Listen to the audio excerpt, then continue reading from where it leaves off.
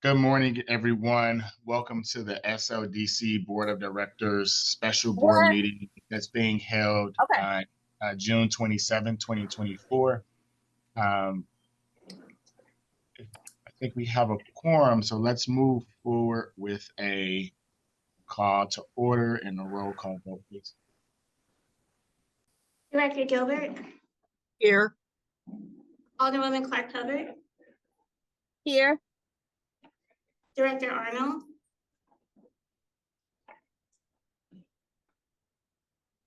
Here.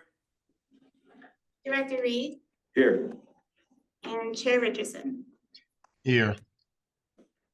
With 5 members being present, we have a quorum to move forward with the first item on the agenda, which is approval of the minutes from the June 20th, 2024 regular scheduled board meeting. Do I have a motion to approve the minutes? So move, Gilbert. A second. Second.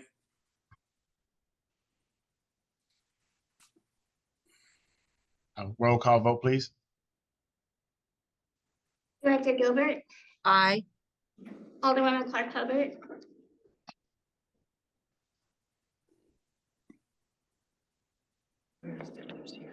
oh, okay. Alderwoman Kara Spencer, Aye. Director Arnold, Aye. Director Reed, Aye. and Chair Richardson. Aye. Alderwoman Clark Hubbard, do you have a vote on the minutes? Aye. Thank you.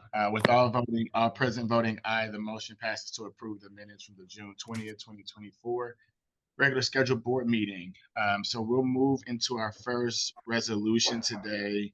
But prior to going into the resolution, I wanted to ensure we have the opportunity to spend some time to go through the criteria for the selection of the awardees for the North City Grant programs. As you can see, we have 4 separate programs that are being approved today for funding.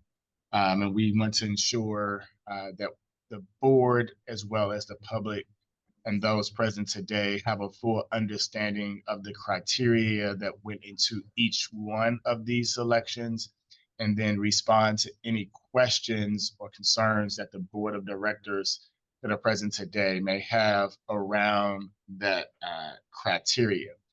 So before we again go into the resolution, we want to start with the presentation and an overview from our Senior Vice President of Strategic Growth, Lance Knuckles, that will go in deep detail about the criteria and the selection, and then be prepared to respond to any questions from the board of directors. So Lance, I'll pass it over to you.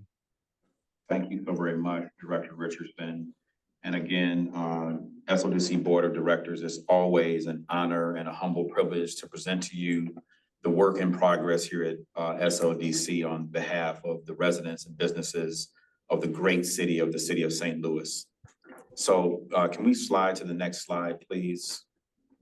The slide in front of you, I want to take you all on a journey a little bit. I won't go through all of these bullets, but I think it's important to share kind of a journey. This will be in documentation for your for public consumption, as well as for the directors to have for records around the process in which we've moved. As you all know, the American Rescue Plan Act, Ordinance 71504, the original legislation was introduced July 9th of 2021. Subsequent things moved forward. First application launched June 1 of 2022. As we moved forward, May 25th, revision to the ordinance was happening. Board Bill 37 was created, which is Ordinance 71696, bless you. That actually made some changes around geographic eligibility and also removing letters of support or commitment from automatic leaders.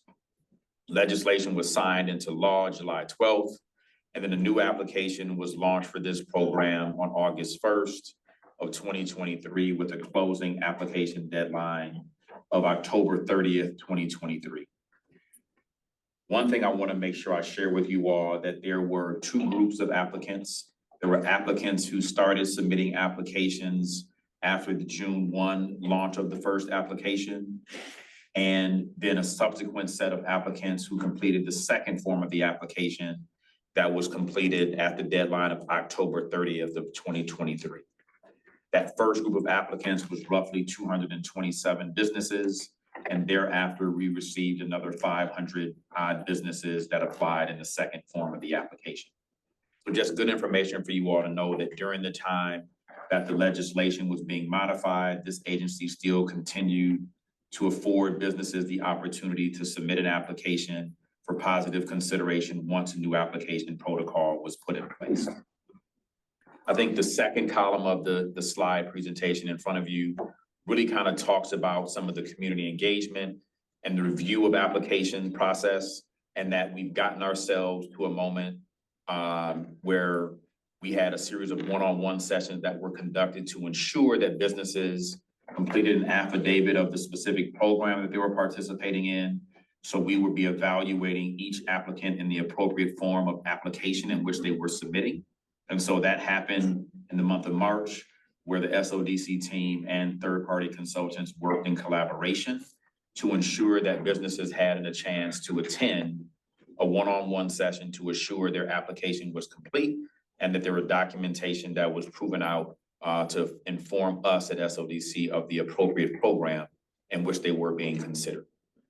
And so prior to today's session, there was a substantial awards committee meeting for the community enhancement awards that were above $250,000. And so those applications were submitted for the substantial awards committee for approval and support. And that actually happened, and that approval is moving forward to this body for your positive consideration as we move forward. So I just wanted to offer you all kind of this long journey that we've been on with this grant program, and a consistent theme throughout this process has been making sure we create opportunities for inclusive participation for businesses and not excluding participation of businesses, and then making sure we create additional steps to allow businesses the opportunity to submit documentation for thoughtful consideration and participation in the competitive parts of this program. I'll ask to go to the next slide, please. And so if the program is designed, the entire program is just under $32 million, $33 million, broken into 4 funding buckets.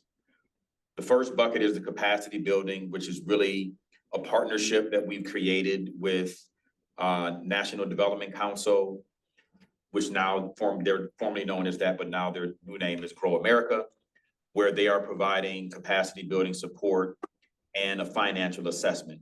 That training academy includes an 8-week training protocol for businesses around typical operations, management, and things of that nature to ensure those businesses understand how their business model can work and grow.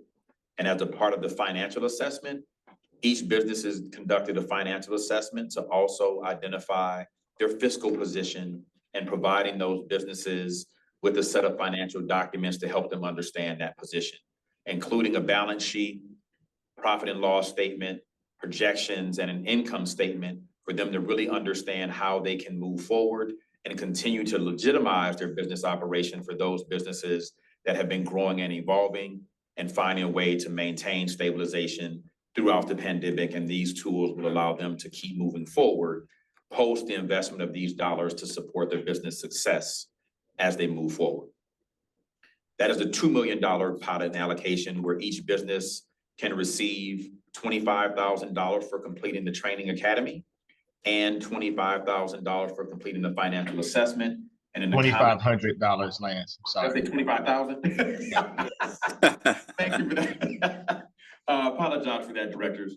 $2,500 for the completing technical assistance academy and $2,500 for completing the financial assessment for an opportunity and capacity building at a total of $5,000 for participants who complete both of those components.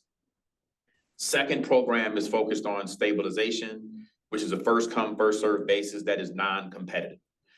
This is the pool of the program that's about $1.5 million.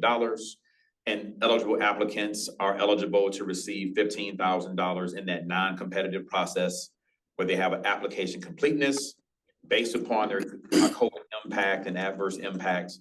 The business is available to receive $15,000 in the program. The third part of the program is business operational expansion grants, which is competitive. That is a $6 million pool. And then there is the community enhancement and community needs, which is competitive, which is a $23 million pool of funds.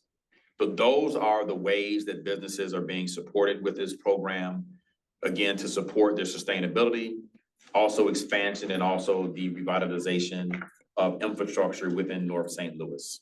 I'll actually go to the next slide for me, please. And so requested funding summary.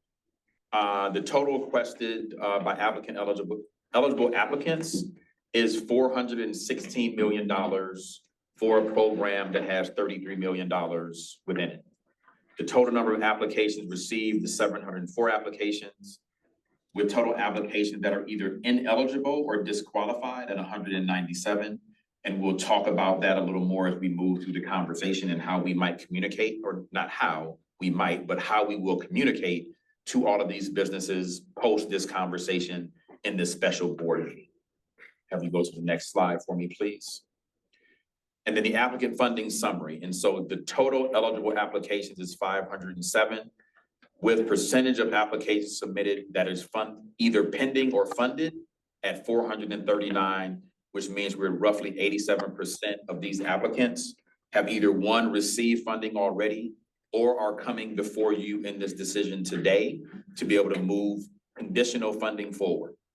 I do want to make sure I share with the directors that at this moment in time, funds that are being dispersed and approved still have to clear a CBI clearance with the Collective Revenues Office and the Business License Office, complete a potential and pass a viability assessment, and then have all required documents submitted. So these recommendations that we're bringing forward today in a series of 4 resolutions are conditional in nature, whereas the businesses would still need to complete those final steps of diligence in order to secure funds through a grant agreement that will be created and shared with them as we move forward. I should go to the next slide for me, please. So the awards and pending awards summary, I think is really important for you all to kind of get a sense of where the numbers draw across each program. From a capacity building standpoint, we have awarded to date 144 businesses totaling $615,000. And again, a business in that capacity building may or may not have been awarded both the $2,500 opportunities, or they could have been awarded both of those $2,500 opportunities to move forward. The stabilization, which is a packet of businesses that are before you in the resolution today, we're looking at 77 businesses moving forward for the total of $1,155,000. For the expansion, which is also a part of the pending packet in front of you today, which is 173 businesses, pending a total request of funding at $6,025,000. For our community enhancement, which is more of the large scale new construction or redevelopment, there are 22 businesses totaling recommendation coming for this body today at $21,222,462.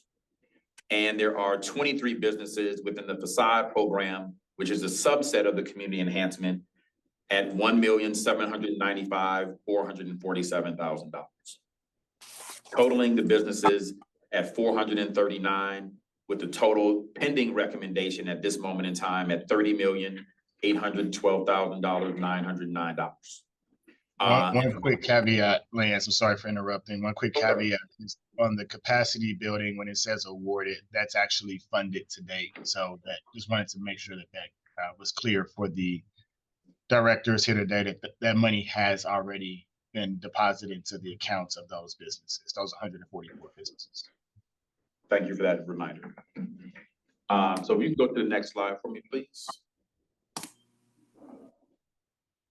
So as we look at the awards and how they disperse across North St. Louis, again, the geographic area on or north of Del Mar, in a HUD qualified census tract and or a EGI 1 or 2. This encompasses the entire North St. Louis community, and the wards in North St. Louis are wards 9, 10, 11, 12, 13, and 14.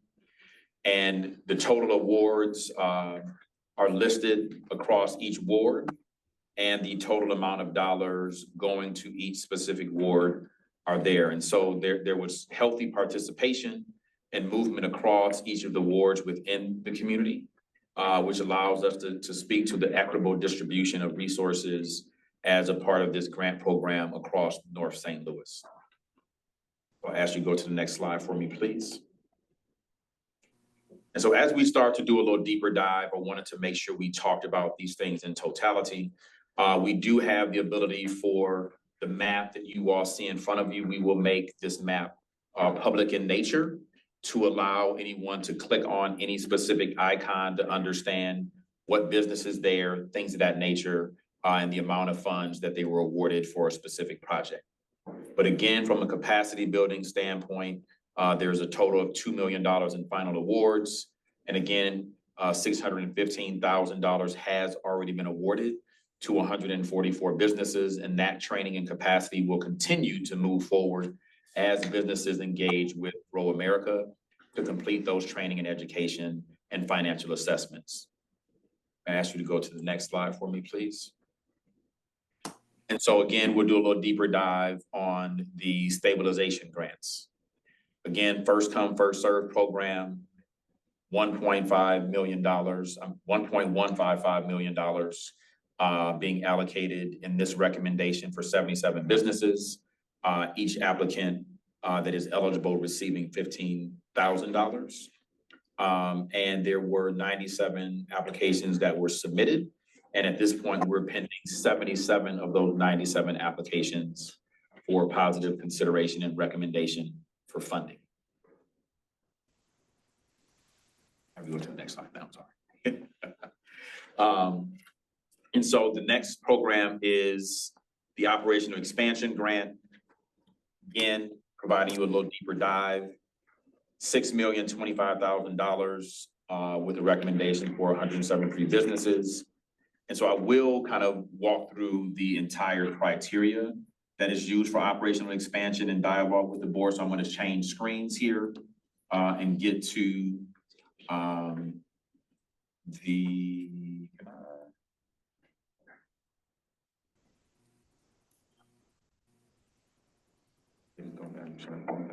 not sure. I'm sharing.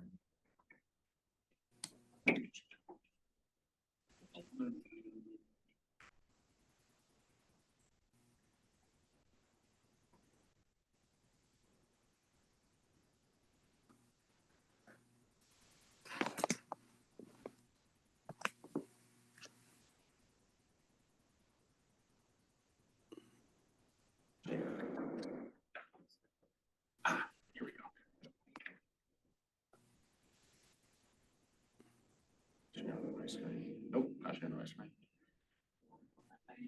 Yes, now I have it pulled up. There we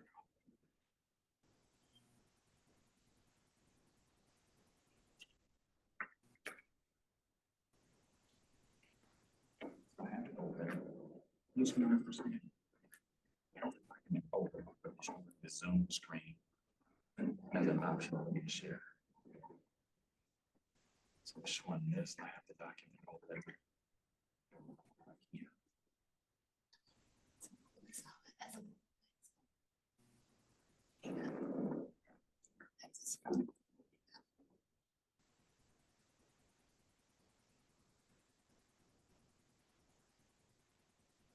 It's a different document. Oh, hold on one moment, directors. I apologize.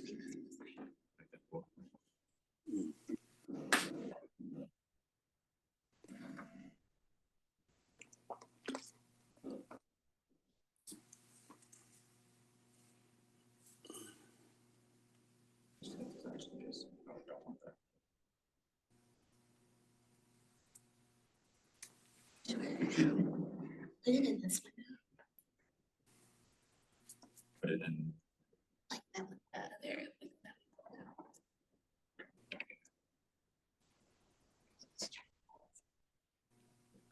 Mhm.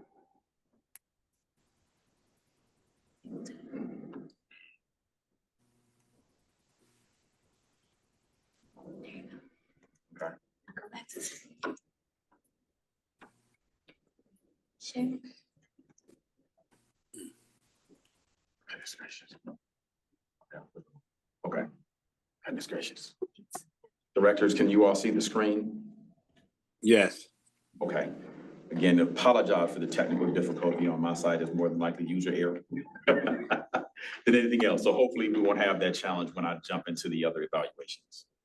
And so I wanted to walk you all through the evaluation criteria that was created for the operational expansion component of the grant program. And I'm actually going to walk through this in detail. So there were a series of criteria that were both defined within the legislation affording SLDC the opportunity to evaluate scorecards, evaluate projects based upon criteria within the legislation. The first evaluation criteria, which is very objective using geographic location, is the Economic Justice Index area, which has up to a total of 10 points. If a business is located in EGI 1, they would be available to secure 10 points, EGI 2, 8 points, and an EGI 3, 6 points.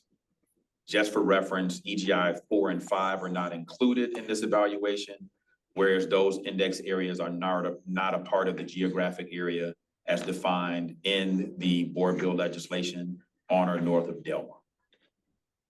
Second criteria is whether or not a project or a business is located in a demonstration area. Those demonstration areas include Walnut Park, which is Walnut Park neighborhood east and west, 6 neighborhoods within the Project Connect community, and then the MLK corridor. And so being in one of those corridors would offer an applicant 10 points. Otherwise, they would not receive any points for not being in one of those geographic areas. The notion of equitable investment. If an applicant was a MWBE, they would secure 5 points.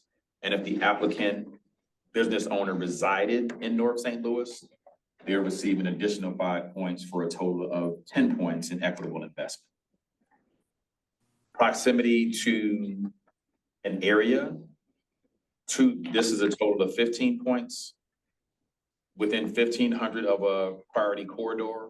And priority corridor in this context are the defined priority corridors that were brought forward in Board Bill 82 that are still moved forward through Board Bill 37 as targeted communities for investment in North St. Louis. And then the second criteria there is within 500 feet of a proposed MetroLink station, which is the proposed MetroLink along Jefferson and Natural Bridge.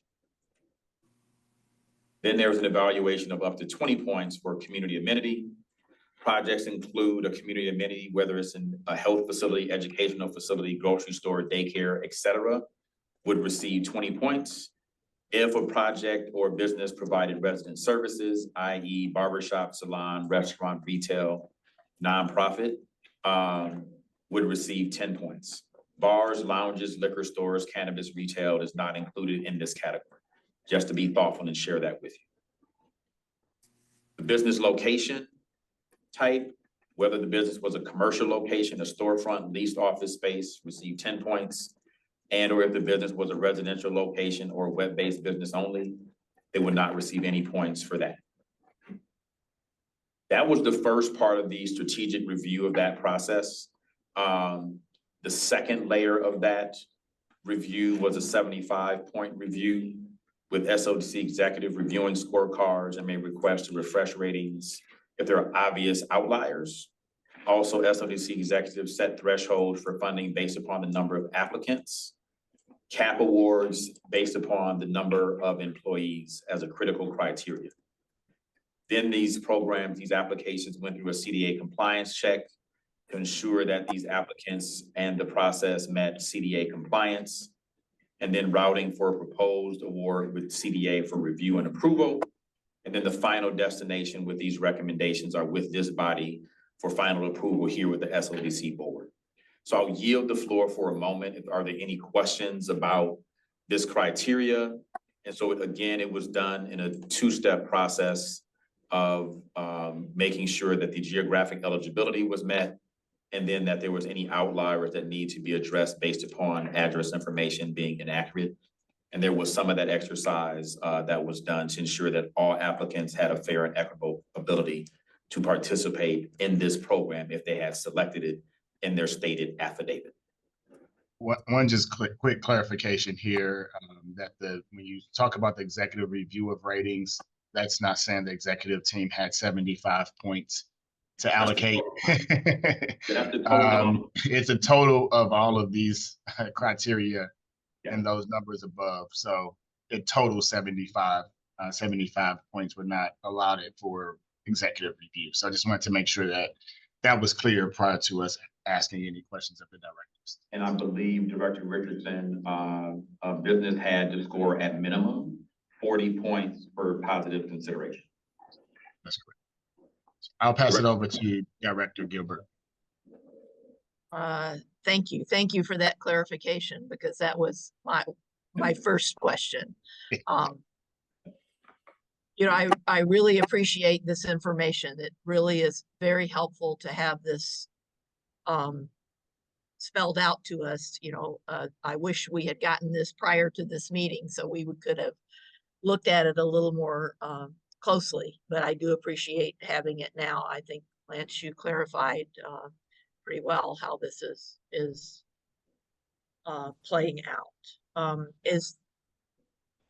Can you clear up for me, applicants that applied for this funding are not eligible for any of the other funding, or are they eligible for ones we're going to see later? I mean, I noticed in reading through this, there are several places where people are getting funding from more than one program, so there isn't an exclusion factor. So Director Gilbert, that's a great question. So based upon I would have us go back to the previous slide, but I don't want to have the technical challenges too many times today. Yeah. But your question is that there are businesses that have the ability or have selected multiple programs. There are combinations. So any business that applied for the program is eligible to compete for the capacity building or receive capacity building dollars. A business then could choose to select either the stabilization route, and if they chose the stabilization route, that would be the only other program that they would be able to participate in. If a business chose the expansion route, they would also be eligible, if it's a part of their application, to compete in the community enhancement if they had an expansion request as well as facade or a larger scale community enhancement request. So in some instances, directors, there could be a business who would be awarded or recommended for funding in community enhancement, expansion, and capacity building as a part of this program. But again, if a business in their affidavit selected the non-competitive process, the capacity building and stabilization would be the only two programs that they would be participating in. Did that provide clarity for you, Director Gilbert? Yes, thank you. Okay. Any other questions?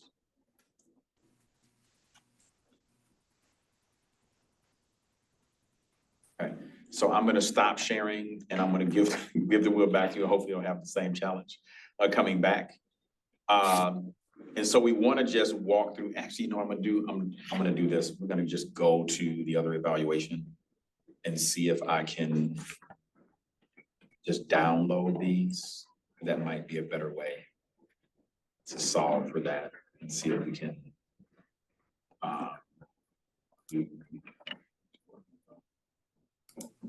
share screen.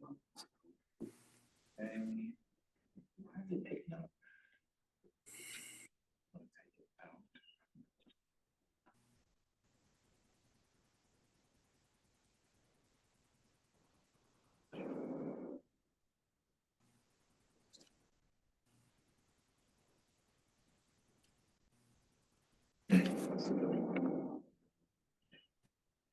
You can screen it, like, take your 4 fingers and spread them out.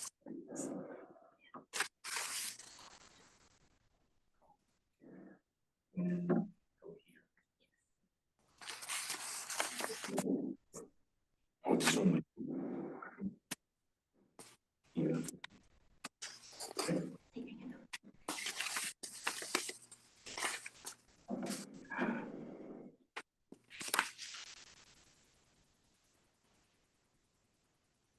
All right, directors, I'm ready. And so instead of kind of going back and forth. Oh, can you all see the screen? Yes. Yes. Is that you? Is that the same one? No, it is not the same thing. Celeste, can you let go? Sarah, can you pull it up, please? Yes, just let me know what slide. Sorry, I lost track when we.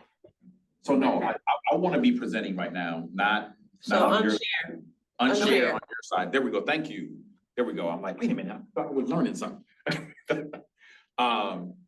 So directors, what I would prefer to do in this moment in time, I want to walk through all the evaluation criteria before we go back into some of the other things that I think would be really good for you all to understand some of the common threads and then some of the threads that are not common based upon the programs.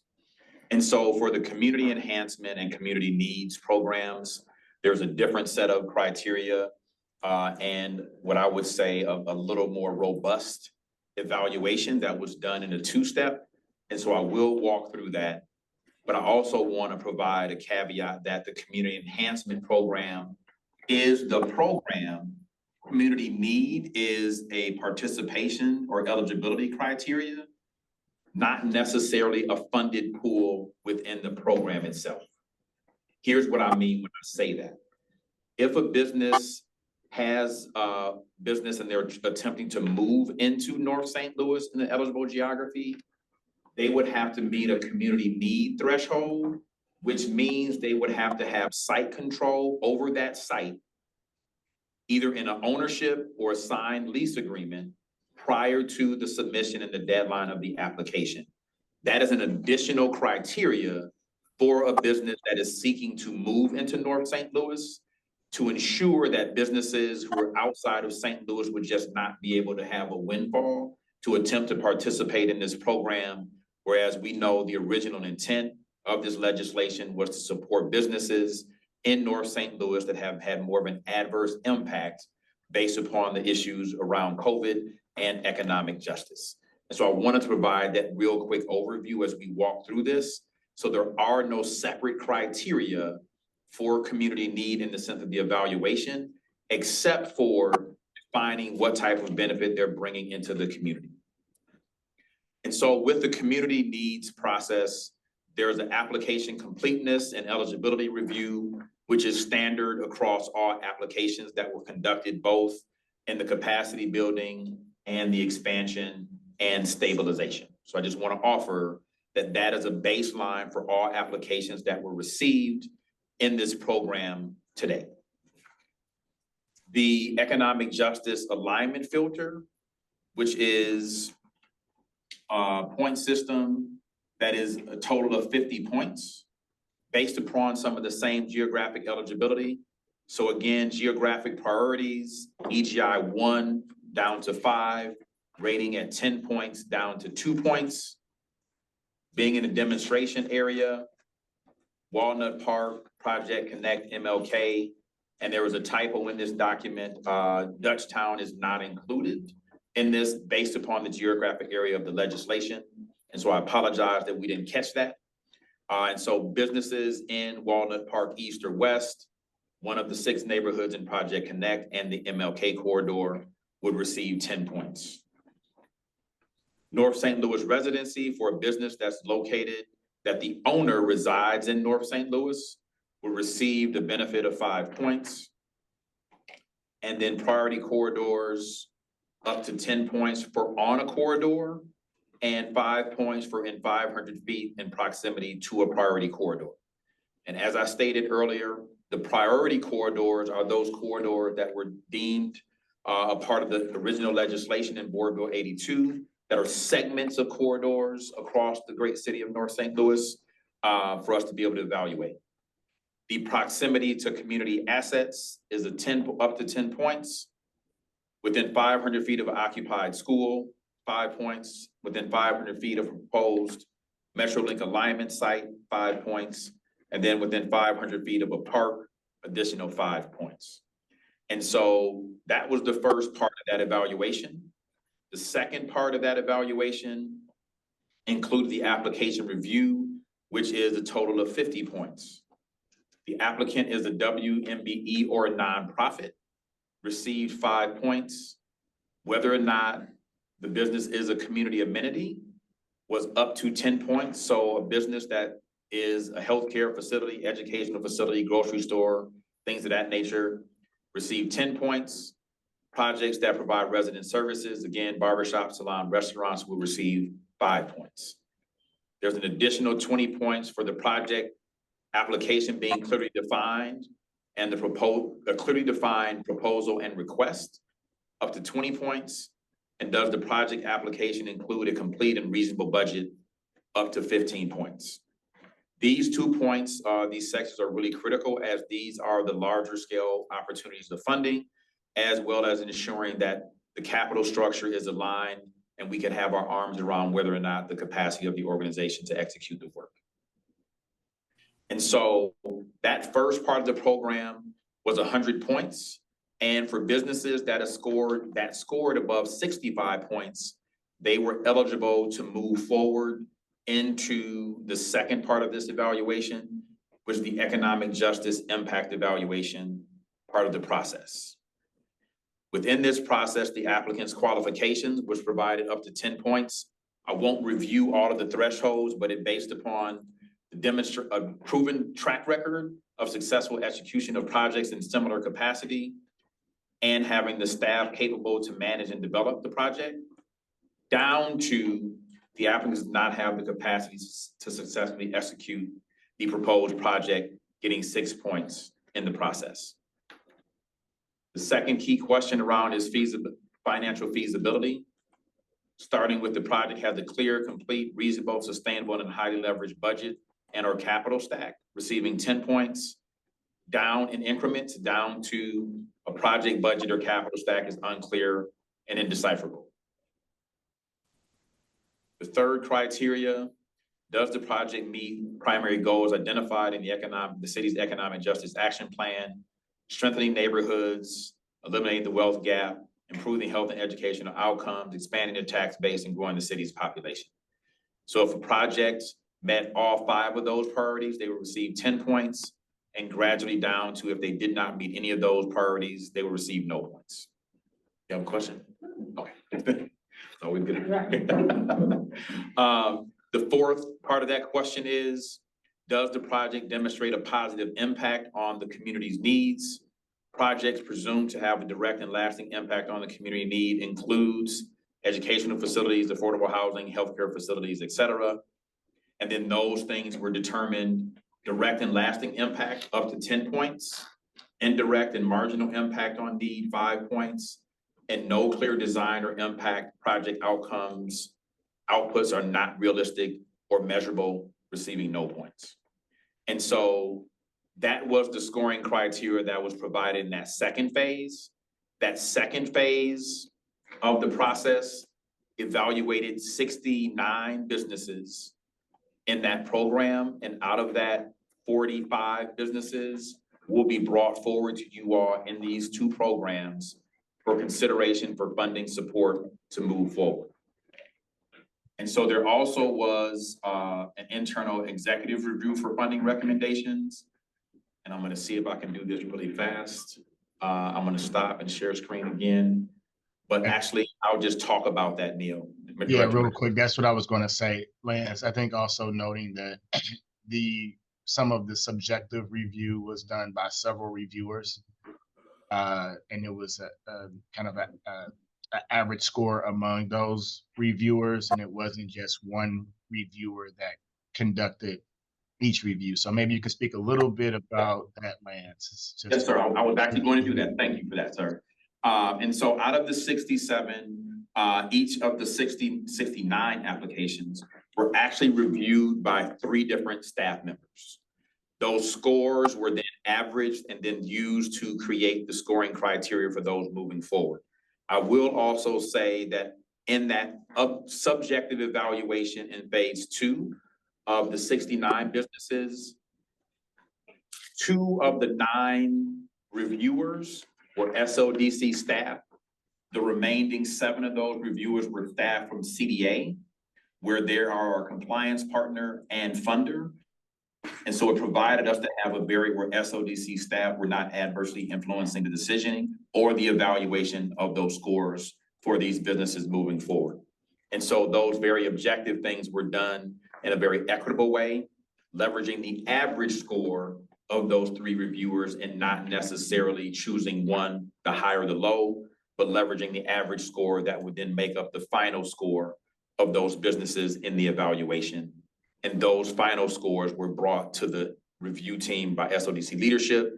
That was really conducted, that layer was around project feasibility, and more importantly, the feasibility of a project to execute in compliance with ARPA timelines, to have funds expended within these projects by September 30th of 2026, to ensure that our ability to not send resources back to the Treasury were a critical part of that evaluation by the leadership team.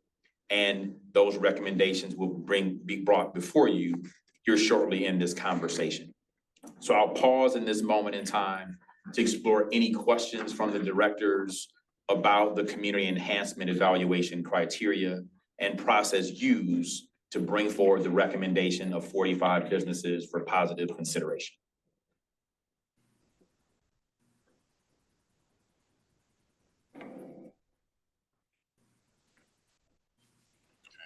Let's keep moving, Lance. Thank you. If there's no other questions, Ms. Solis, can we go back into the presentation that you're driving, please, and thank you.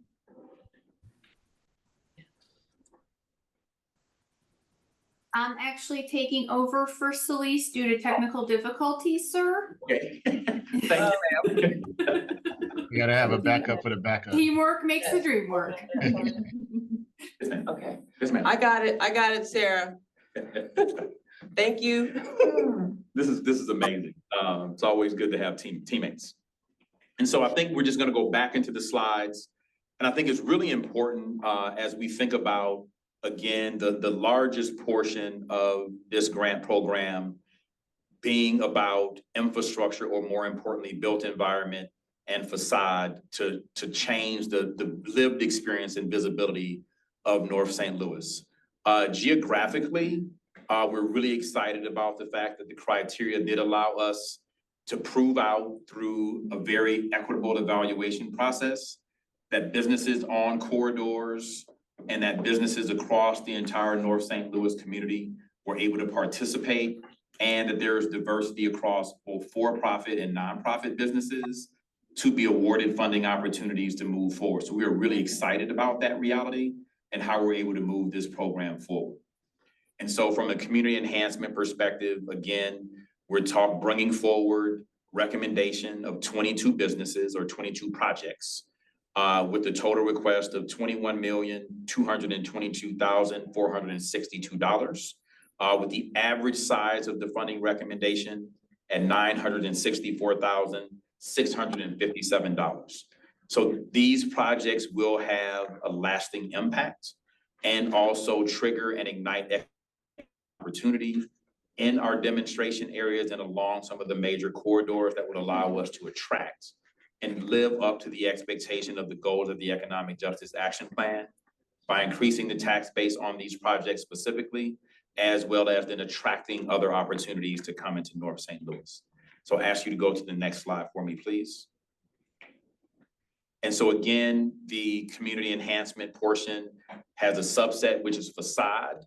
That facade program is capped at $100,000 in funding request and allocation. Where in that, again, we have $1,795,447 being recommended for funding for 23 businesses with an average size of $78,000. Again, projects equitably distributed across the city in North St. Louis that allow both the for-profit and nonprofit agencies to collaborate and coordinate efforts to have a lasting investment along corridors within the North City community. Have me go to the next slide.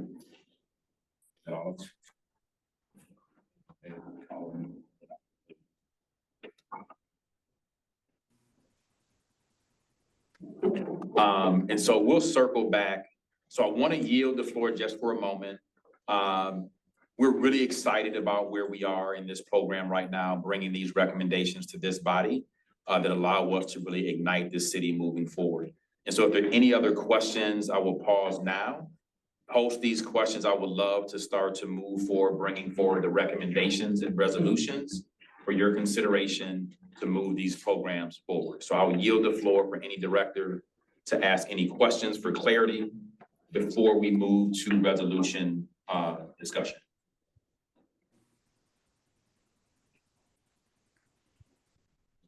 So, yeah, Director so Richardson, again, would you like us to move forward?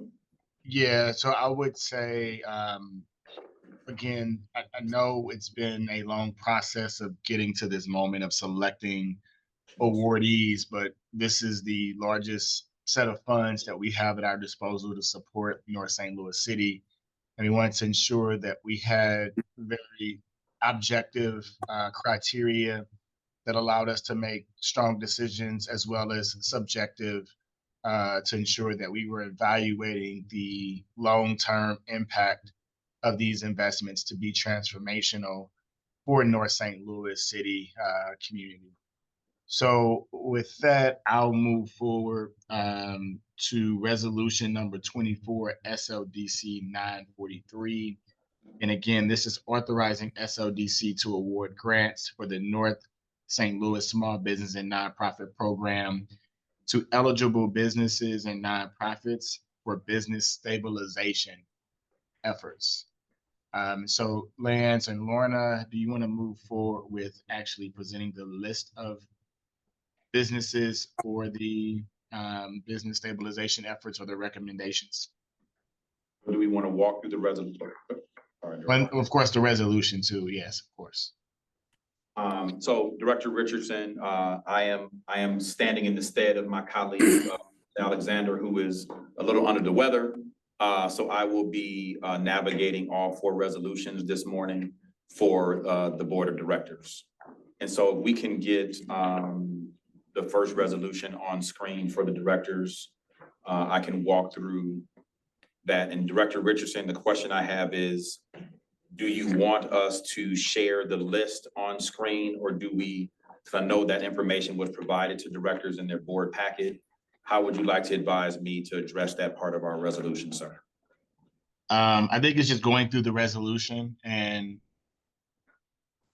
if they have any questions or comments or concerns around any of the awardees. And just for the public, those who are tuning in, we will have a full list of every awardee published on the website of SLDC within the next 24 hours or so. So that's the plan once we get this recommendations approved.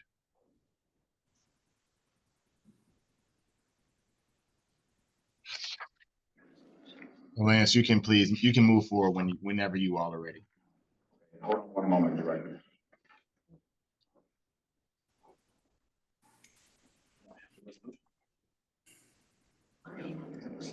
But no, you have the regular resolution on it. It wouldn't be as applied.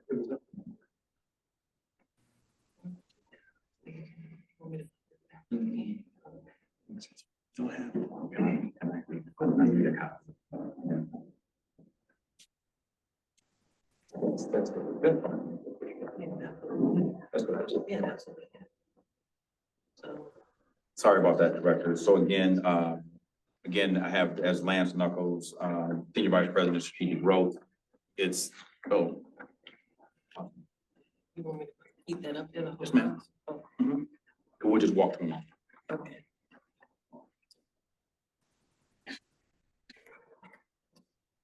So directors present to you for a positive consideration resolution number 24 SLDC-943. authorizing SLDC to award grants from the North St. Louis Small Business and Nonprofit Grant Program to eligible businesses and nonprofits for stabilization efforts. This resolution authorizes grant awards up to $1,500,000, including the 77 firms identified in attachment A at $15,000 per award to provide funding for business stabilization efforts to firms participating in the St. Louis Development Corporation, North St. Louis Small Business and Nonprofit Grant Program. I will provide a little more background for you directors. Again, to date, there has been 97 applicants who have applied for this program, with 77 have been qualified to receive stabilization grants at this moment in time. And the cumulative amount of grants award recommended to date is $1,155,000 for consideration, as there are other programs or other applicants who may be considered for this as we move forward. You do have a list of small businesses that are being recommended to this body today for positive consideration. And again, that list in front of you includes 77 businesses, again, across all wards within North St. Louis. And so I'll yield the floor to any questions about this resolution.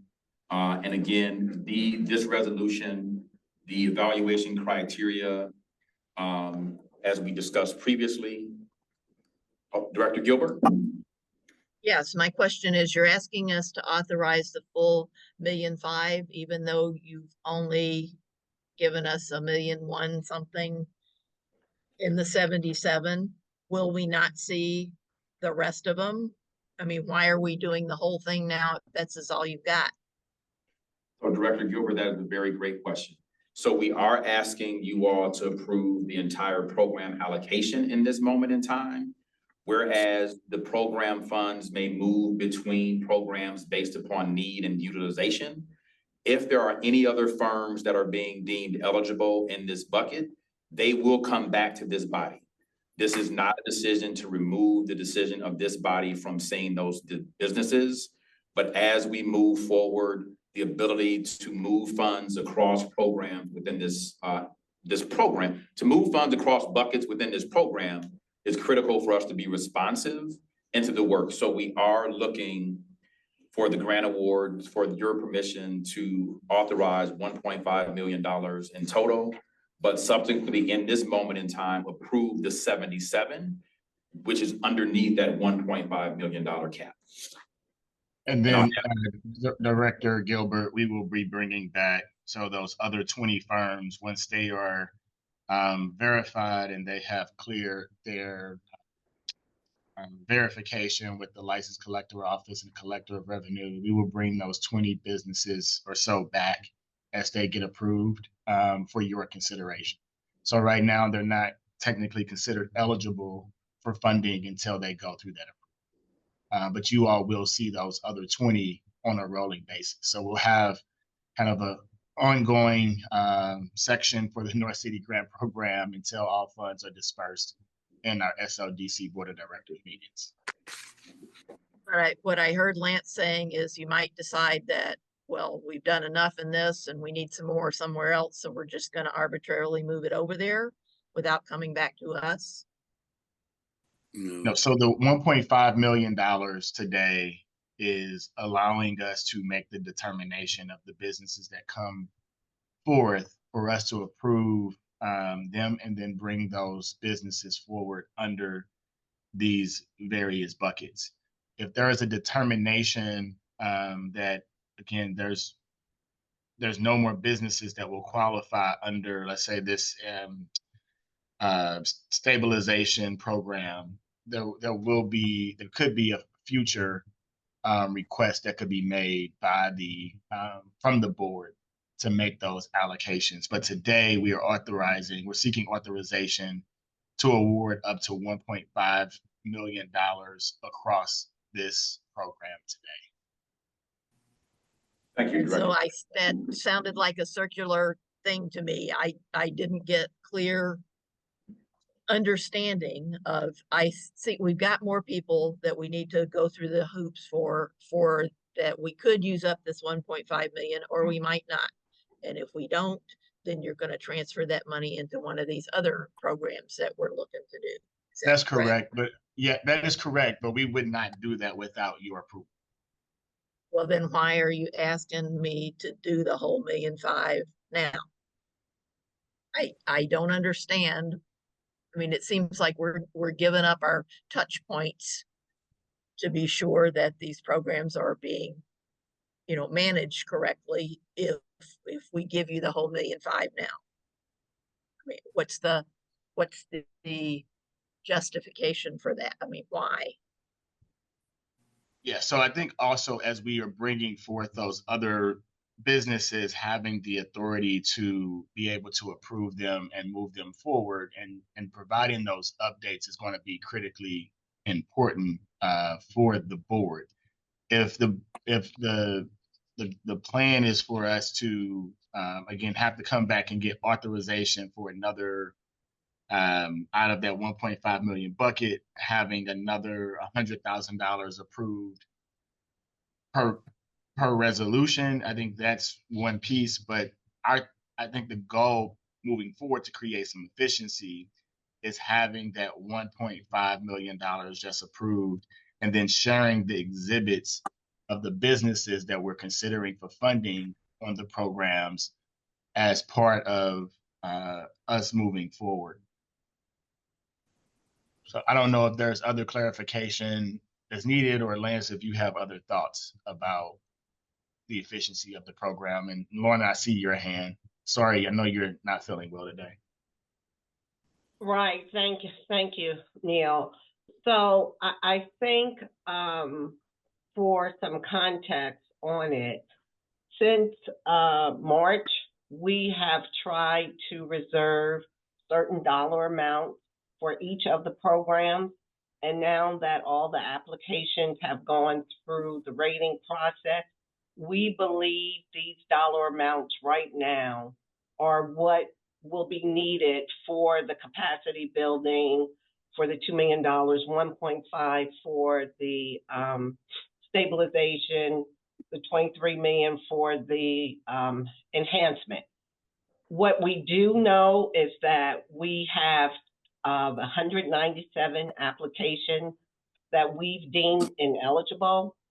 When those notices go out, because of the long process and the many hands that these applications have touched, we want to ensure that we have funding if there were some missteps somewhere along the way with our consultants, with ourselves, with our different departments. So what we're just saying right now is, here is what we look like each program dollar amount looks like. And so as we send out these ineligible notices, we know, hey, without having to go into the community enhancement pot, which we're going to send award letters out, this is our maximum here for this first come, first served program, which is different from the others. And absolutely, if we have to determine that some other businesses are in fact eligible under stabilization, we would bring those updates to the board each month. So it's more of requesting approval for the 1.5 million for the program itself, if that helps.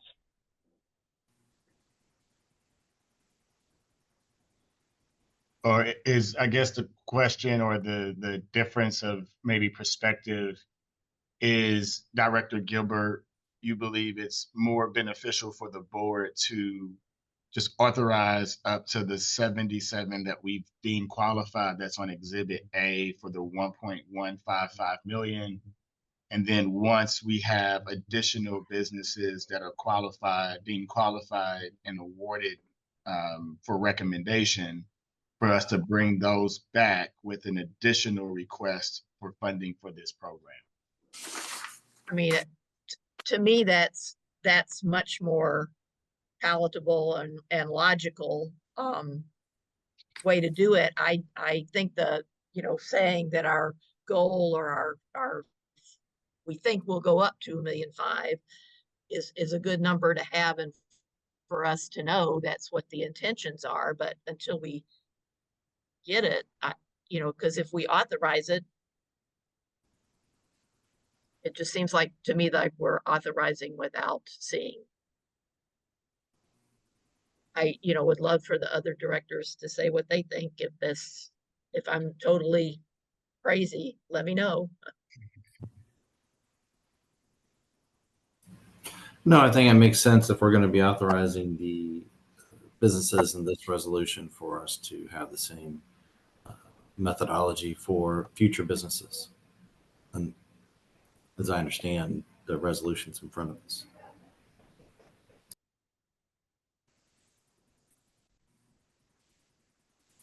So what I'm hearing, and I don't know if other directors have comments here, is making an amendment to really the executive summary here of authorizing grant awards up to $1.155 million to the 77 firms identified on attachment A at $15,000 per award. Yes, I would make that, make a motion to approve it based on that, change to the resolution. Any other comments from the directors before I entertain a motion to amend the resolution? I think we'll have to make two different motions here. Okay.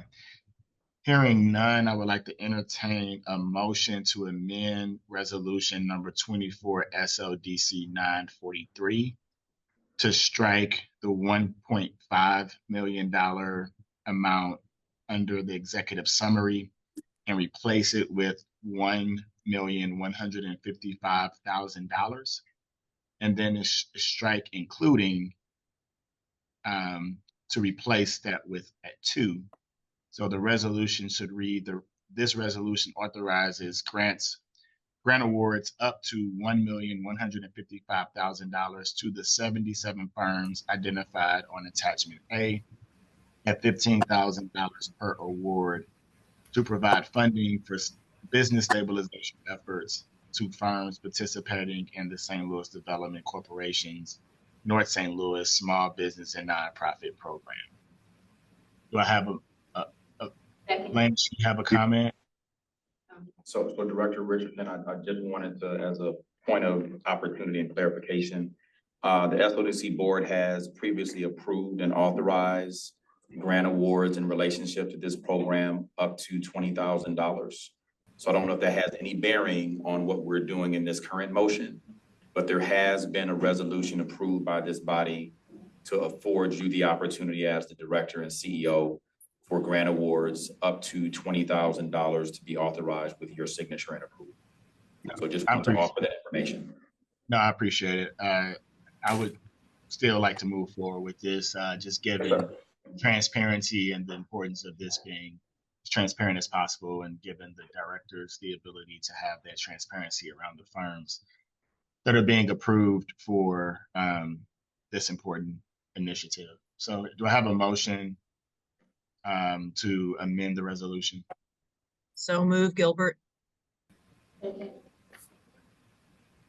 I have a roll call vote, please? Director Gilbert, Aye. Alderwoman Clark Hubbard. Aye. Alderwoman Kara Spencer, Aye. Director Arnold, Aye. Director Reed, Aye. Director McBride, Aye. and Chair Richardson. Aye. With all present voting aye, the motion is approved to amend the resolution. I would now like to entertain a motion to approve the amended resolution number 24 SLDC 943. Do I have a motion to approve? I see Alderwoman Kara Spencer's hand.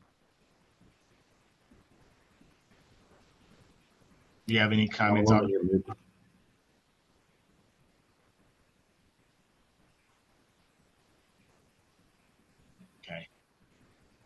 we'll move forward with the motion to approve the amended resolution.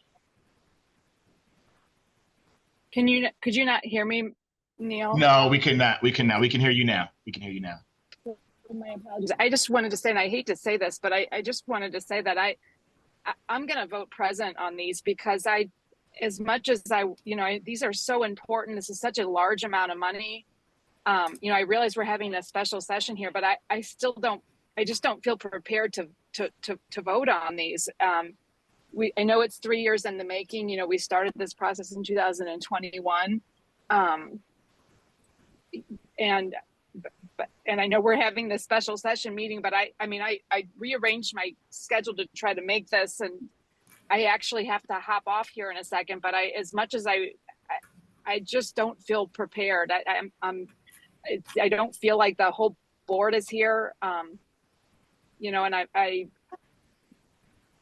I would have much preferred to have more information coming at us prior to this meeting to have felt more prepared than trying to figure out if we've done our due diligence and everything here on the spot during this meeting today.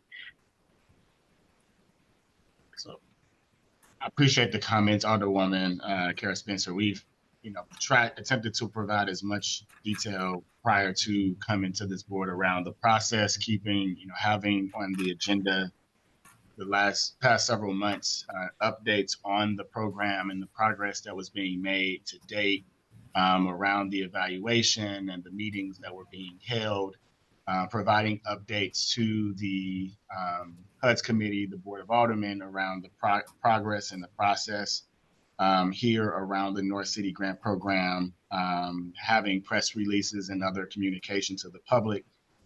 So we've attempted to communicate as much as possible on this important program, and then holding a special session to ensure that the public as well as this full board is aware of the process and how the selection criteria was determined, and how the awards were determined.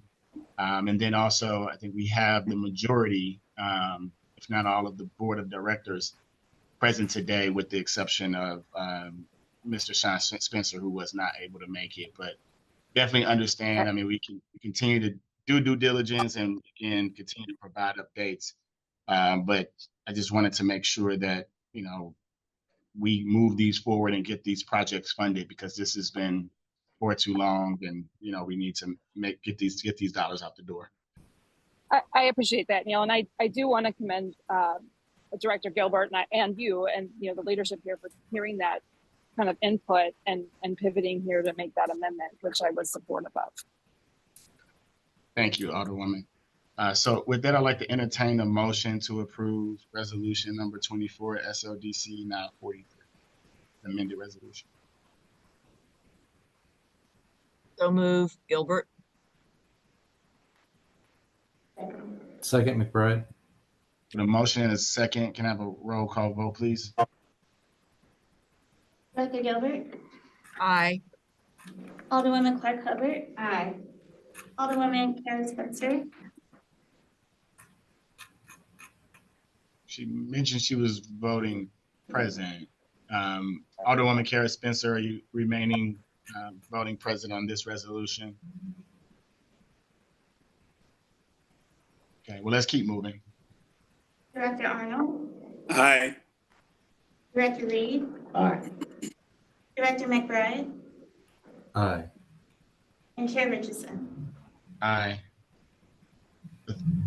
With all voting aye, and Alderwoman Kara Spencer, I think she was on mute, but she had to jump. But I think we have all voting aye that are present to move forward with the approval of the amended resolution number 24, SLDC 943. So that motion has been approved. The next item on the agenda is resolution number 24, SLDC 944. Pass it back over to Lance to present this list of businesses.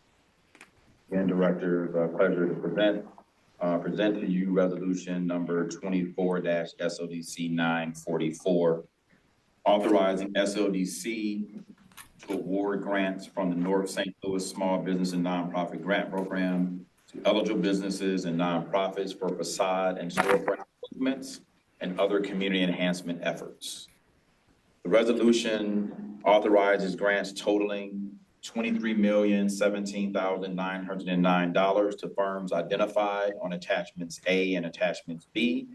For the amounts listed, provide funding for facade and storefront improvement and other community enhancement efforts to firms participating in the North St. Louis Small Business and Nonprofit Grant Program.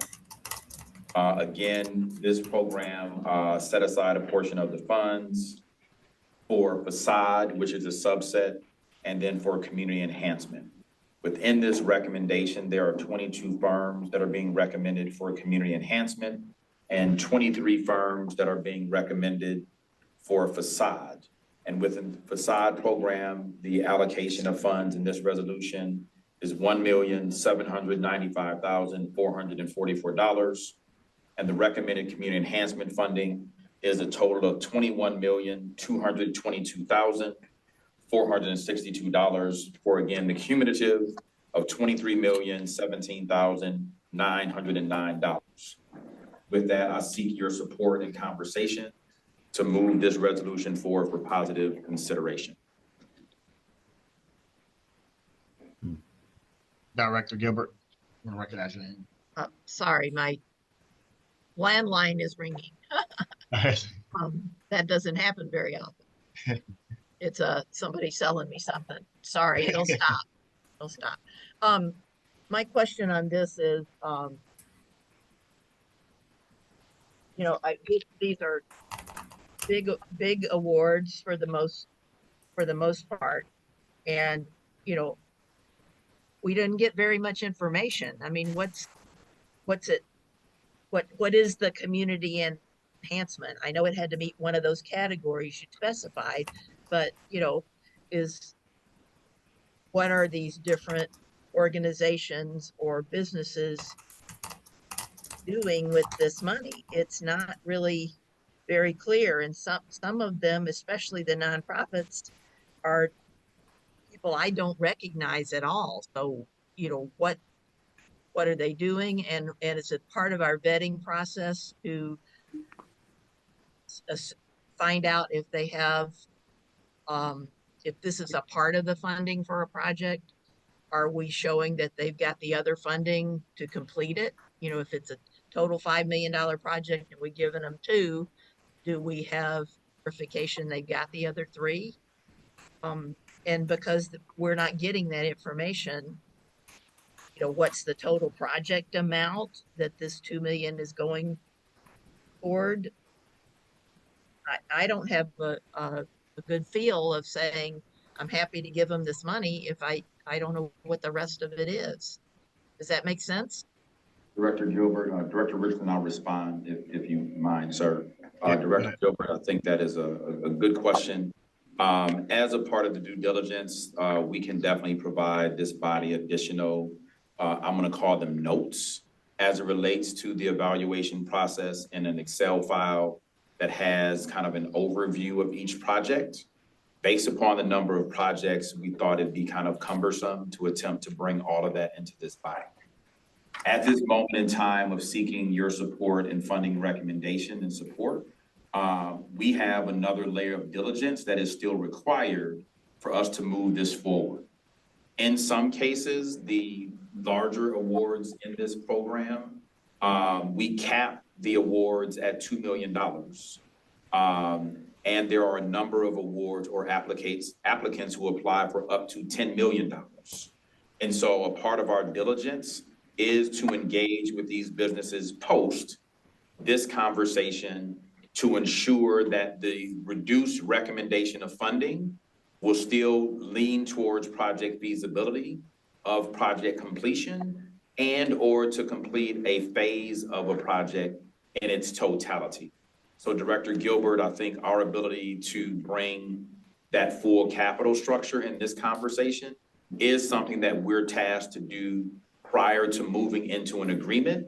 And if a business is deemed in that process unable to execute a program We would then end up coming back to this body to attempt to reallocate those dollars within other projects to ensure successful execution of any specific project that moves forward. And so we are asking for this authorization for us to continue that level of due diligence, but to conduct that due diligence in advance of this conversation would also be a little inappropriate for us to do that level of communication or engagement prior to coming to this body.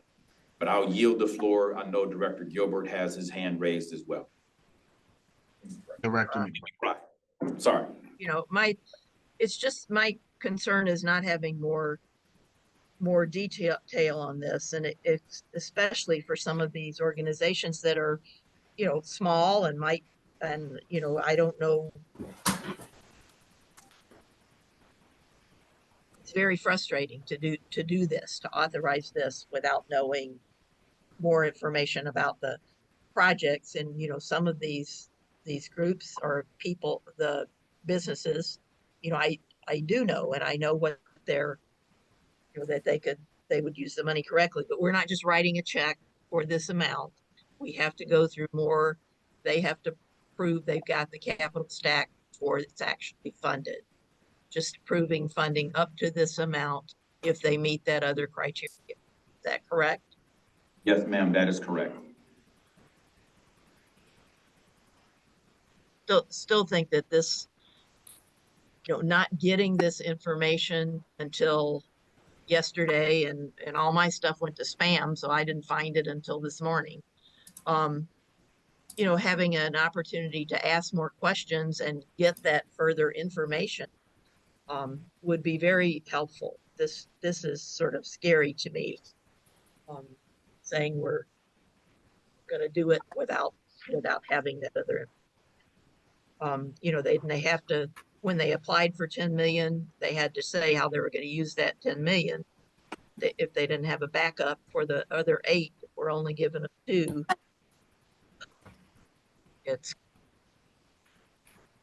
And so that was part of the process of how we scored these projects as well, and the criteria and the selection of these awardees, and having, again, almost 300 applications for the community enhancement and expansion and facade programs, having each one of these applications going through 3 different sets of reviews to conduct that analysis.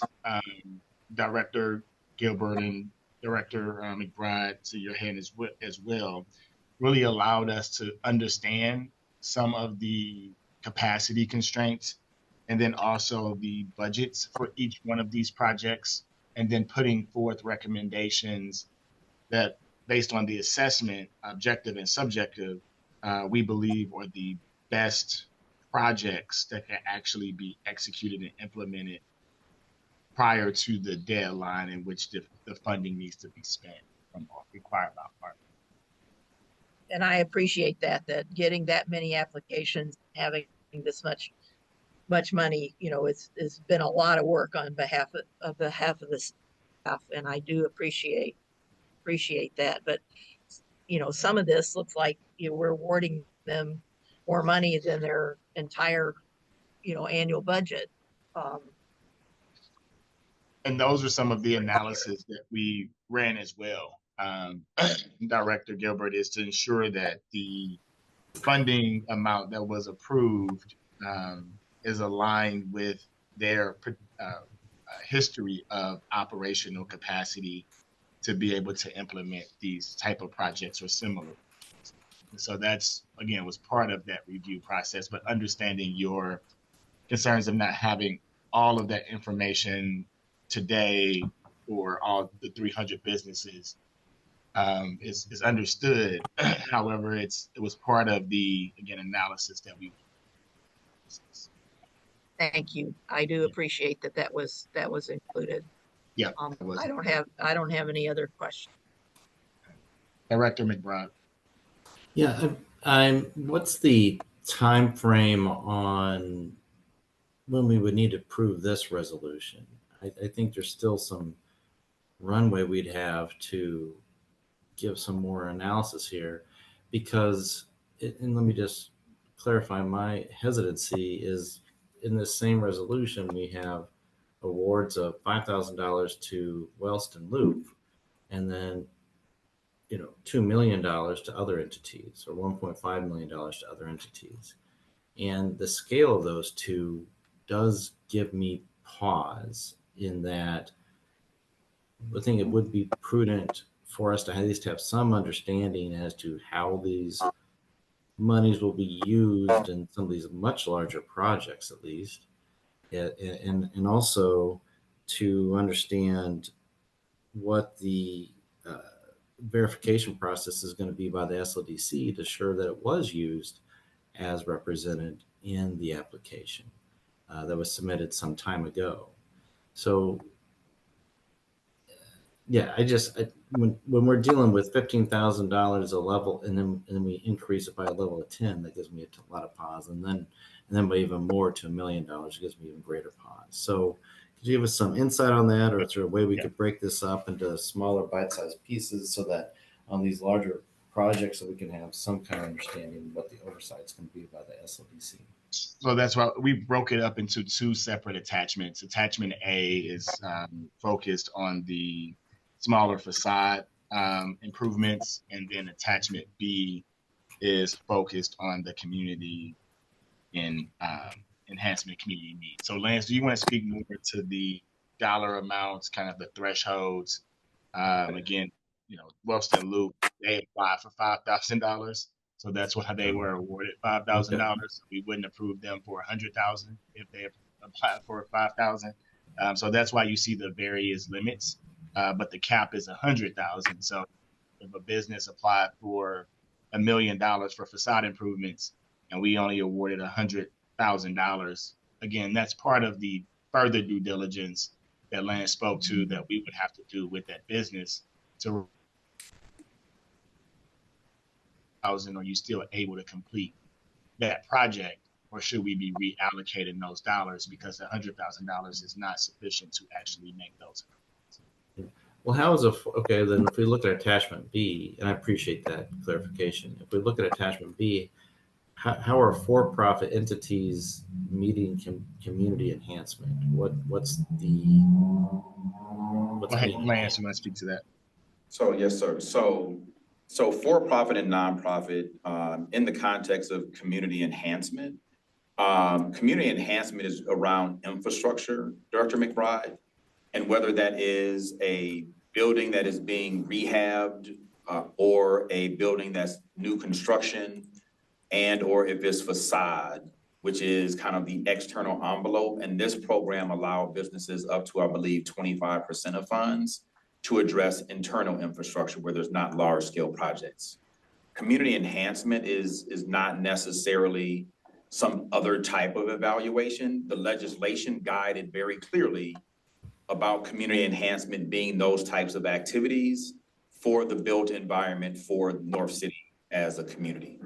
And so our ability to move forward, there is a good amount of work that is still, I would say, left to be done, but I think to offer this body and the public that any project above $1 million will still be engaged or will be required to engage with our compliance team around how the construction compliance will be conducted and the participation on that project. We will also be engaging with the due diligence around understanding the project scope and size, and is the project still feasible? Whereas this program started again about 2 years ago. And so we do need to do some of that vetting against the current state of the market and the current state of the applications based upon how long we've had the applications in our stewardship, as well as our ability to actively engage and connect the minority firms or contractors in the market to ensure that the smaller awards, which are more facade in nature, are able to secure 3 bids as a requirement before we can move forward for funding that program based upon program guidelines. And so there is still, I can't say this enough, that this is the request for this body to support us at these levels, not to exceed this level for this project, for us to do the continued due diligence that needs to be done in relationship to the timing that the application's been in our hands as well as the market conditions and the cost of construction has risen since this program was first launched and executed. So we do seek your support to be able to approve and authorize at these levels for us to then do that additional due diligence. And if it is the will of this body to have us bring back a final version with the project scope or a summary in some nature, I am more than willing to bring that back prior to us moving into a grant agreement, if that is the will of this body to do so. I agree with that, Lance, and I think also for the purpose, I think you all are getting an inside look into some of the challenges that we faced as we were making determinations on the overall program, the sizing, the scale, the award amounts. This allows us to really start to have these conversations with these individual businesses around each one of these awards. And so leaving it open and really not being able to announce or to enter into these conversations would further delay the award process. And I think as a point of transparency, for us to start moving forward with those businesses that we deem are the most viable and impactful, and then being able to communicate to the businesses that are ineligible or unsuccessful that process and that determination, so we can support them in other ways through other programs that we have to offer. But to Lance's point, this really authorizes us to allocate these awards to these various businesses. But if it is the desire of the board for us to bring these individual projects forward to enter into those grant agreements themselves, I think that's something that we are more than willing to do. But we need to move forward with allocating award amounts to these businesses and to these projects so we can conduct that due diligence before we even enter into that grant agreement itself. Yeah, and I appreciate that, and I appreciate that there's due diligence that has to occur. It has to occur.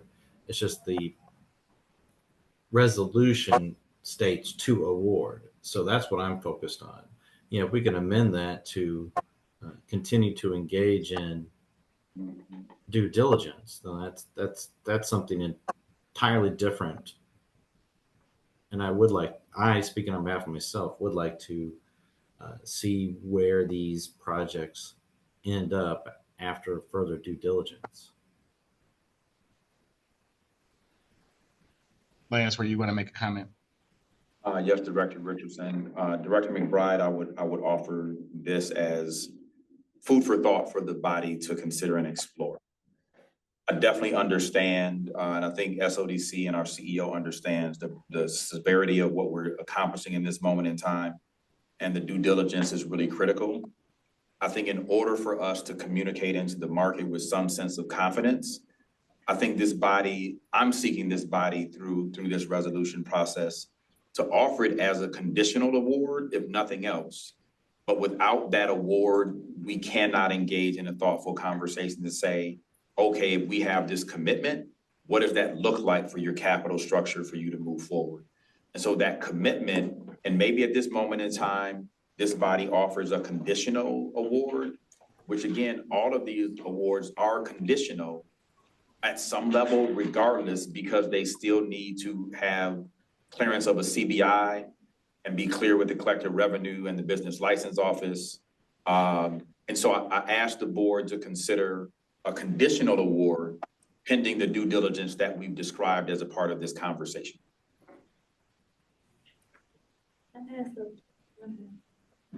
Director Richardson, we have a comment from Director Shameen Clark-Hubbard in the room. Yeah, can you have her come closer to the microphone? We can't hear her. Oh, we're doing overhead? But maybe just speak up. Oh, Yes, ma'am. okay. I didn't know. Runs up there. Okay, I didn't know Mr. McBride had his hand up. I didn't know if he was responding to what Director Knuckles just said, or was he just still had his hand No, up? he's done. He's done. You can go No, ahead. please go forward, Alderwoman. Okay, yeah, I have a couple of things I want to first, since I know this is being publicly recorded and there's some conversation. I don't know if anyone noticed when I got up and asked the attorney to leave the room. I'm very well aware that my father-in-law, excuse me, is on this list. So I had already recused myself from this vote for this resolution and furthermore for another resolution. Just for clarity, and because I know this is being publicly recorded, I wanted to get that out. That is my father-in-law, not my husband, and I had already recused myself. Second of all, some of this conversation, I just want to make sure, since the public is watching, is not misunderstood as any kind of thought that SLDC has not done their job. I guess when we are on a different side of this from the position I'm in, some people feel rushed, but I have businesses that closed because of the length of this process. And I know that these businesses are, a lot of them, minority owned and in North St. Louis. And I know that we are all intentional in our efforts and our sentiments and our wanting to show this support for these businesses. We've talked about this over and over again, but I want to make sure that everybody's comments are reflective of not being in a position to hold it up anymore. I wanted to be clear on that because that will be the narrative that some of us will have to face. And that's not right with all the work that's been done and continuing to be done. And I know they are very highly and capable of doing, not just down here, but the firms that you all have contracted with. So I want to be clear on that. And where I was at, again, I started this out by clarifying for the conversation that I wasn't voting on this anyway, but if I could vote, I would vote because these people and these businesses, once they have passed every step of the continued steps, deserve it. And they have been deserving it for decades. And I want to also note that this is ARPA money, correct? So when we are talking about the timelines that we're moving on and so that this narrative is clear, when somebody runs this tape back for the media or runs with whatever narrative they want to run with, what does now continuing to take these additional steps because of these are minority owned business for this North Side money? What does that do to the timeline of making sure that we are responsible and allocated as funding in time? Director Richardson or Mr. Knuckles, No, or whoever I can would answer say, it. yeah, it could delay additional funding, upon when we were able to hold board meetings. So if, again, that's why we were seeking the authorization to be able to move forward, because once we have these conversations, if a business is allocated $1.5 million or even $100,000, if they can show the proper documentation, budget, the backup, clear the license collector of revenue, verification, then we can move forward with funding. Under the proposed request to wait until those conversations are had and then bring forth the more descriptive information to enter into a grant agreement, that will be dependent upon the board meetings and the timing around that. So in some cases could delay another 30 days or so before funding can be officially made and a formal award can be made that's not conditional. And so that is the additional kind of timeline we're looking at here, is versus us being able to approve and authorize us to make the awards today. As we get that information, able to verify that documentation, we can begin to make the funding available. I think the other alternative that's being proposed, again, understanding the diligence that the board is seeking to make, is that it would delay at least 30 days potentially for these businesses to actually receive funds. So that's the difference there. And again, we are on a short timeline of needing these funds to be not just awarded and allocated, but actually spent for the end of 2026.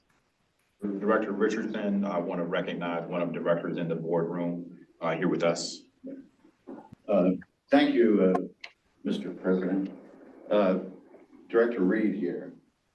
From all the beginning parts of this hearing, we were talking about the point systems and all the steps that everyone's gone to. It would seem to me that most of these were pretty well vetted. And I don't really object to moving forward as we are. So if you would accept the motion. Yeah, so did I hear a motion to approve the resolution? If you would accept one, I would make one. Yes. So I move, Mr. President, that we approve resolution 24 SLDC 944. Do I have a second for that motion? Second. Can I have a roll call vote on that motion, please? Director Gilbert, Oh.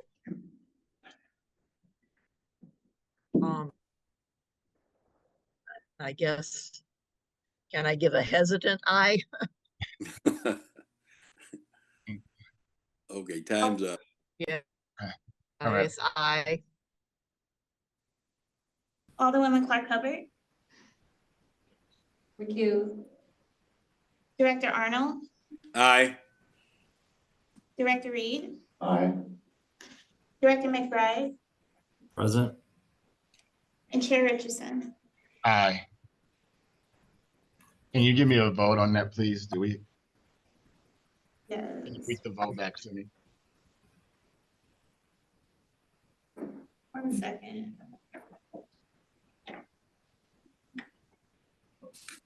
One recused, one president, and the rest ayes. We have 4 ayes. So with the majority of directors voting aye that are present, the motion passes to approve resolution number 24 SODC 944.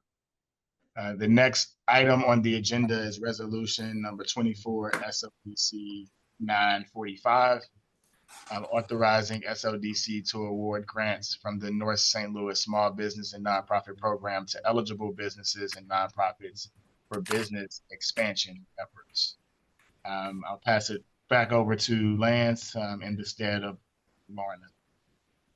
Again, Director, it's always a privilege.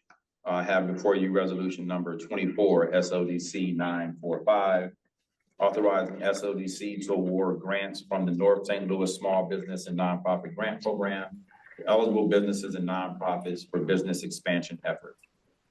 This resolution authorizes grant awards totaling up to $6,000, including the firms. $6 million. $6 million.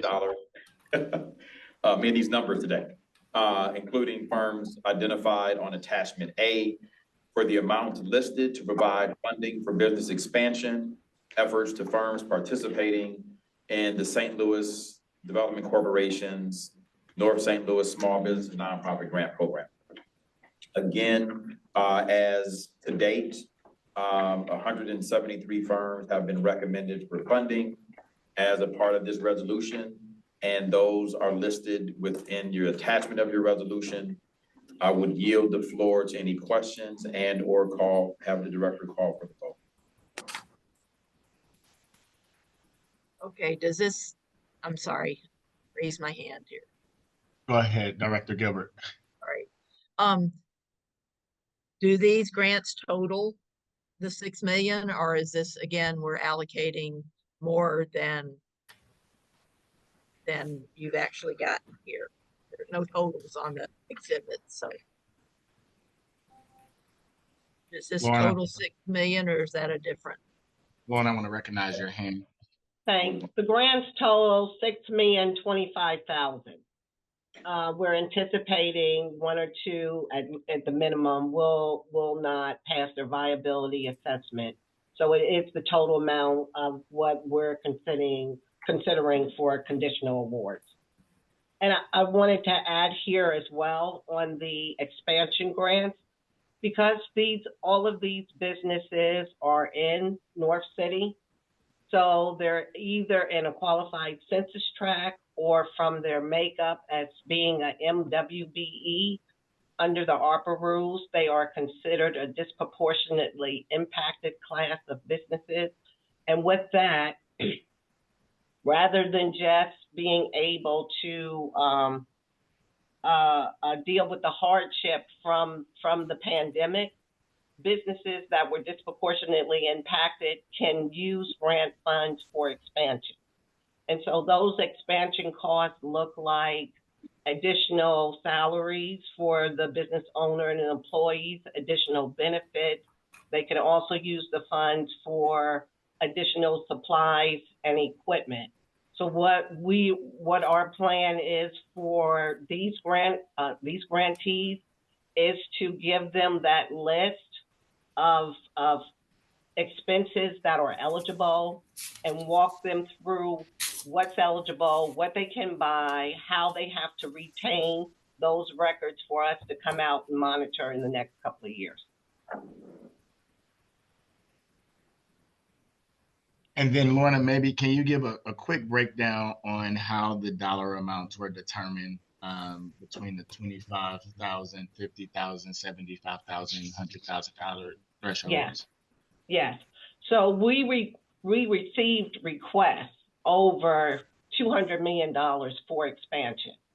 A lot of the businesses, it was, I think, what they thought their opportunity for their dream. So the expansion requests were 300 times more than the funds that we had available for them, the $6 million. And so what we did in the application, they attested to how many employees they had. And so in trying to decide a fair and equitable award amount, we came up with the following scale. If you have 1 to 5 employees, you will receive $25,000 for expansion. And again, to be used for increased salary, benefits, transportation services for your employees, et cetera. 6 to 10 employees, $50,000. 11 to 20 employees, $75,000. 21 to 100 employees, $100,000, and over 100 employees, $125,000. And these are verified employees that they've been able to justify and show records for as well. Just for confirmation there, Lorna. Yes, so 1 to 5, we have a business owner for sure, 1 to 5. But while we're conducting the viability assessments, if they're indicating they have over 5 employees, then they have to show our consultant records that sustain that, payroll records, tax records. Thank you, Lorna. Lorna, at least one of these businesses is yet to be operational. So how does that work? What business is that? Yeah. To my understanding, Sweetie Pies is not operational. Am I incorrect? So, go ahead. So the businesses applied for both Sweetie Pies, for instance. They were allowed to apply for both enhancement and expansion. So if they were successful on the enhancement side, they came in with their expansion request as well. As we do their viability assessment, if their enhancement goals weren't met, then we would pull back on the expansion award. But that's all through additional due diligence. Right, but you said that you were looking at existing, I heard you say, I thought, that you're looking at existing payroll. So, I mean, to my understanding. We have not completed the viability assessment on all of these businesses. They were completed on some of them. They are in process as we're going on. And that's why the awards are conditional. That's why in all our paperwork, it says based on their CBI clearance and the passing of their viability assessment. Okay. So again, that's kind of comes back to our point, Director McBride, is if we're taking their assessment of what was reported in the application, but then as we move forward to actually verifying those records with that business to ensure that they can verify the actual dollar amount or the number of employees that they are putting into the application, they have appropriate records for them. That's when the funding will actually be sent out. So there's another step of analysis and viability assessment that needs to be done. And this, again, why this is an allocation and conditional award amounts, but it will be based on us having those deeper level conversations and assessments with these individual businesses before we actually award these dollar amounts themselves. Okay, and then a second clarification, if you would. Did I hear Director Knuckles state that if an entity received an award under the resolution 944, that they would not receive an award under 945, or did I? So Director McBride. Or just clarify it for me, because I've heard a lot. I'm not tracking quite everything today, so if you could spoon feed me just a little bit. Yes, sir. So a business applying for community enhancement can also apply for expansion. Okay. The business that applied for stabilization would not be eligible to apply for the competitive parts of the program. Gotcha. So there's a subset of 944 that they could still apply for 945. Yes, all of 944, whether it's a facade, right now 944 is yes. Anyone awarded in 944 would still be eligible to compete in 945. Okay. But the businesses in 943 is limited to 943. Gotcha. Okay. This is a fun program to manage. Okay. So with that, I'd like to entertain a motion to approve resolution number 24 SLDC 945. So move, Gilbert. Second, McBride. Roll call vote, please. Director Gilbert, Aye. Alderwoman Clark Hubbard, Thank you. Director Arnold, Aye. Director Reed, Aye. Director McBride, Aye. and Chair Richardson. Aye. With all present voting aye, the motion passes to approve resolution number 24 SLDC 945. The next item on the agenda is resolution number 24 SLDC 946. Again, directors, we're almost there. So the final resolution coming before you all today, resolution number 24-SLDC-946, authorizing amendment to the contract to National Council for Community Development to expand technical assistance capacity for firms participating in the North St. Louis Small Business and Nonprofit Grant Program. This resolution authorizes an amendment to the contract between SLDC and the National Council for Community Development, NDC, pursuant to which NDC furnishes technical assistance to small businesses and nonprofits participating in the SLDC's North St. Louis Small Business and Nonprofit Grant Program.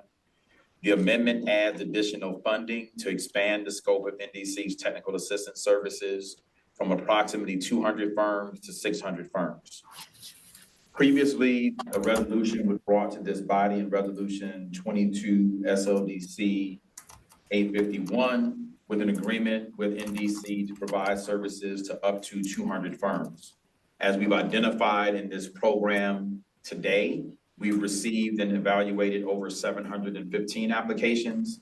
And so this contract extension and increase is in order to ensure that our training and education partner and financial assessment partner can continue to execute the program in a timely fashion and ensure that all businesses that have applied for this program have access and benefit to the capacity building services that they provide as a part of this grant program. And so one note, a caveat a few notes I'll raise, funding objectives, again, moving their contract from $172,000 and increasing that by another $172,000, which would have their contract not to exceed $344,000. It is my pleasure to inform you that this recommendation is all brought before the Substantial Awards Committee meeting last week for their approval and support prior to bringing it to this body whereas the addition of these funds moved this contract above the $250,000 threshold, and we're following all our protocols as necessary to bring this forward to this board with the authorization and approval from the Substantial Awards Committee meeting that was held on June 24th.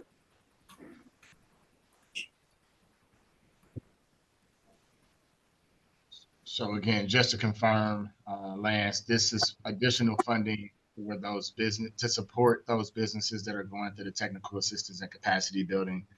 Initially, we were anticipating 200 businesses. Because of the influx of applications, making sure that we have the capacity to meet that need.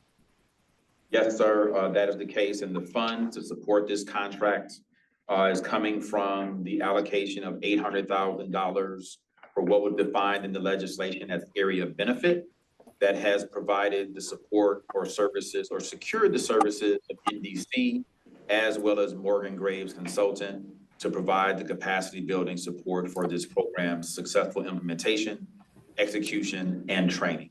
Director Gilbert, I yield the floor to you, ma'am. Yeah, that was my question is this is just a reallocation of a total budgeted item. We've just shifted within that same budget some funding to provide this additional service. That's correct. Yes, ma'am, that is correct. Thank you. Shifting, just using additional funds in that pool. Thank you. Yes, ma'am. Director McBride, did you have your hand raised? I did not. Okay, sorry. All right. So with that, I'd like to entertain a motion to approve resolution number 24 SLDC 946. So move, Gilbert. Second, Arnold. Roll call vote, please. Director Gilbert, Aye. Alderwoman Clark Hubbard. Aye. Director Arnold, Aye. Director Reed, Aye. Director McBride, Aye. and Chair Richardson. Aye.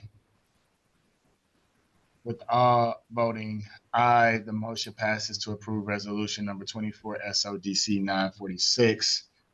Again, I just want to state thank you to everyone, the board of directors. We understand that this has been a challenging process. This is the first time that SLDC has had this level of funding that were at our disposal to be able to support businesses. Many of the businesses that we are being supported, this is their first time receiving, federal funds, grant funding. So ensuring that we get our proper support, providing technical assistance to these businesses as they were completing the applications, as well as ensuring that we do our due diligence through the compliance process.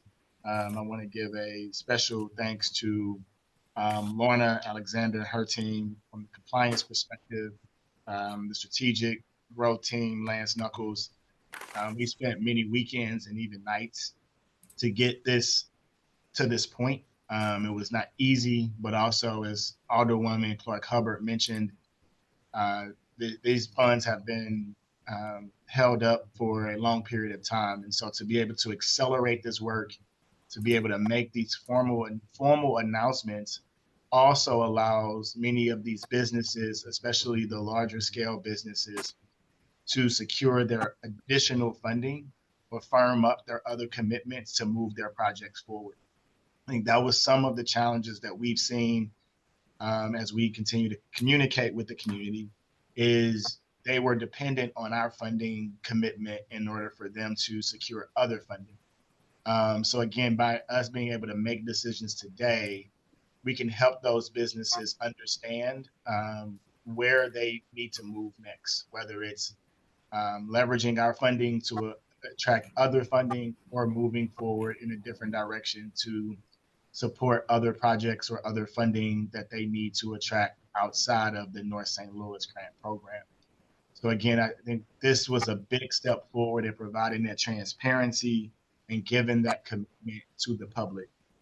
As a point of transparency, we will have these full list of businesses that were awarded today conditionally by the board of directors on the SLDC website, developstlouis.org.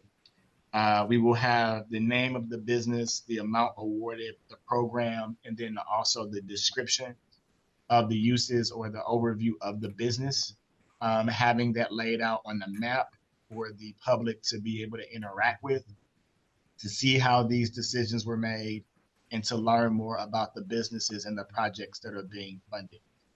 So I think that's also exciting for the public to have at their fingertips to be transparent. But then also tomorrow we will have those 77 businesses that have been conditionally approved by this board today through the business stabilization program to be awarded to actually receive funding for those $15,000 grants. So that is exciting to get those dollars into the bank accounts of those businesses as early as next week. And then we plan to have a communication out to the businesses that have been deemed ineligible or unsuccessful early next week, and then have a debrief webinar with those businesses so they can understand further about the decisioning and why their applications were either ineligible or unsuccessful compared to the ones that have been deemed successful. And then subsequently, we will be sending out award letters to those that have been conditionally approved. So then we can start entering into those conversations and doing further due diligence to enter into a grant agreement to start distributing funds for projects to start moving forward and businesses to begin to move their resources according to their application. Again, this is a big step in the process. The process is not complete, but funding will start to flow to these businesses in a more accelerated manner, given the approvals that were provided today. So again, thank you all for your time and commitment today to this work.